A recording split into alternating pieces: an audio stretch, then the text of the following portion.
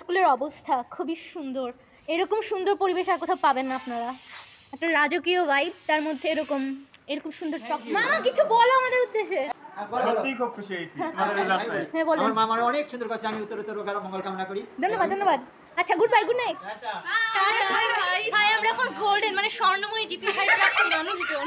আমরা এখন এসেছি ড্রাম বাজাতে, আমরা ড্রাম বাজাবো, তাই জন্য খালার কাছ থেকে ড্রাম নিয়ে যাচ্ছি।